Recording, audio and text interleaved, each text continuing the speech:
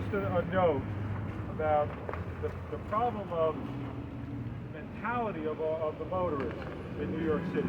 That has to change. That's more difficult. Because no matter what safety improvements we make, everybody's in a rush. Everyone, I'm sorry, okay. Everyone's in a rush.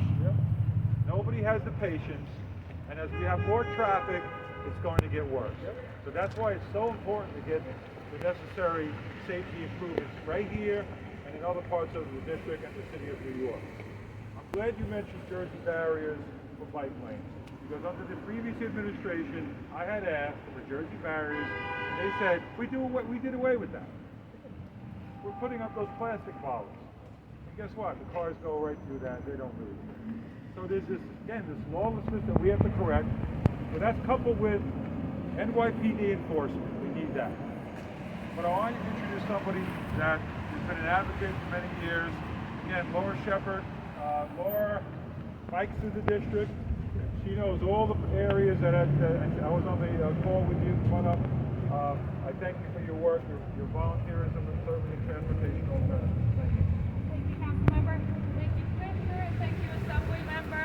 We definitely need to redesign this intersection and so many others to prioritize the safety of people. Even in areas like this, which are widely considered extremely car dependent, people walk here, people bike here, and we need to prioritize them, put them first. We know that paint is not protection, and like you mentioned, flexi posts are not enough. And year after year, lots of requests for all kinds of safety treatments are repeatedly denied, but we know that there are things that work. And when one thing gets denied, we have to try something else until we get to zero. I also just want to note the increasing size of the vehicles on our road absolutely plays a role in crashes like this one. The hood heights are so high that the drivers can barely see full-grown adults, let alone children who are directly in front of them. We're dealing with a crisis of traffic violence, a climate crisis, and many of these vehicles average less than 25 miles per hour on city streets. We're in a city, and we need to take steps to protect not just people in vehicles, but outside, people who want to walk, bike, and use transit. We need to make it safe. We need to make it accessible. And we can't keep doing the same thing. When we can't say that this was an accident, knowing that there are many steps we could have taken to prevent it.